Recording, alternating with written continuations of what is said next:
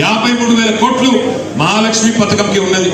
రైతు భరోసా అన్నావు, దానికే 24,000 కోట్లు. మరి ఇవన్నీ కలిపితే 1,25,000 కోట్లు దాటిపోతుంది. అదే మరి దళిత బంధు మనం పెడితే, దళిత బంధు కాదు అంబేద్కర్ అభయహస్తం. దళిత బంధు 10 లక్షలు ఇస్తుండు కేసీఆర్, నేను 12 లక్షలు ఇస్తాను. మరి ఇవన్నీ కలిపితే సంవత్సరానికి 1,25,000 కోట్లు అదనంగా పెట్టాలి. కానీ ఇలా పెట్టిన బడ్జెట్ చూస్తే మాత్రం మేడి పండులాగా ఉన్నది.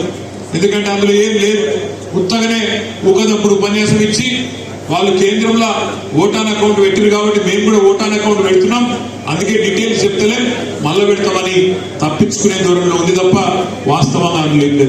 కానీ వాళ్ళు తప్పించుకునే ప్రయత్నం చేసినా తలసాని శ్రీనివాస్ యాదవ్ గారు సనత్ నగర్ లో ఊరుకోరు, పద్మారావు గారు సికింద్రాబాద్ లో ఊరుకోరు, ఖైరతాబాద్ లో నాగేంద్రన్ ఊరుకోడు, జూబ్లీహిల్స్ లో గోపాల్ ఊరుకోడు, మషీరాబాద్ లో గోపాలన్ ఊరుకోడు. తప్పకుండా వీళ్ళ భరతం పడతాం. 100 రోజుల్లో కనుక వాళ్ళు ఇచ్చిన హామీలు నిలబెట్టుకోకపోతే వాళ్లకు బొందలవ్వడం స్టార్ట్ చేయడం ఖాయం, అదే బొందలో పూడ్చిపెట్టడం కూడా ఖాయం. రేవంత్ రెడ్డి అంటుండు మన పార్టీని అట బీఆర్ఎస్ అట 100 మీటర్ల బొందల వాళ్ళు పెడతాడు. ఆయన అవుతాడో తవ్వడో ఏం చేస్తాడో నాకు తెలియదు, కానీ ఆయనకు ఈ గడపాలు పట్టుకుని తిరుగుడు, గుణపాలు పట్టుకుని తిరుగుడు, తటపాలు పట్టుకుని తిరుగుడు, లంకె మీదల కోసం తిరుగుడు అలవాటున్నట్టుంది. అందుకే తవుడు గురించి మాట్లాడుతున్నాను. కానీ నేను రేవంత్ రెడ్డికి యాడ్ చేస్తున్నా, రేవంత్ రెడ్డి గారు నీకంటే ముందు చాలా మంది గొప్ప గొప్పలు పనిచేసింది ఈ రాష్ట్రంలో. పెద్ద పెద్ద తీస్మార్కాలను మాట్లాడిండ్రు. 24 సార్లు సున్రయంలో 24 ఏళ్ళకి ఇంటనే ఉన్నాం, కేసీఆర్ ను ఖతం చేస్తాం, ఇది చేస్తాం, అది చేస్తామని. కానీ పెద్ద పెద్ద తీస్మార్కాలతోనే కాలేదు, నీలాంటి బుడ్రకాంతో ఏం కాదు, ఊదు కాలని పీరి లేవది ఏమి కూడా కాదనే మాట కూడా నేను విజ్ఞప్తి చేస్తా ఉన్నాను.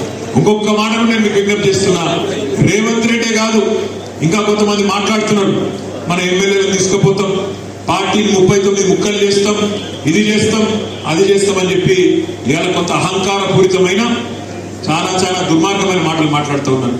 వాళ్ళందరికీ నేను చెప్పేది ఒకటే, ప్రజలు మిమ్మల్ని నుంచి ఆశించేది, మీ నుంచి కోరుకునేది ఇవాళ ఇట్లాంటి చిల్లర మల్లర మాటలు కాదు. మీరిచ్చిన 420 హామీలు ఎప్పుడు నెరవేరుస్తారు? రుణమాఫీ ఎప్పుడు చేస్తారు? మహాలక్ష్మిలో 2,500 రూపాయలు నెలకు 1,67,00,000 మంది ఆడబిడ్డలకు ఎప్పుడు చాలు చేస్తారు? అదే విధంగా ఇంకా గృహజ్యోతి లాంటి కార్యక్రమాలు, ఇంకా రైతు భరోసా లాంటి కార్యక్రమాలు ఎప్పుడు చాలు చేస్తారనే మాట ఇలా రాష్ట్రం మొత్తం ప్రజలందరూ చూస్తూ ఉన్నారు.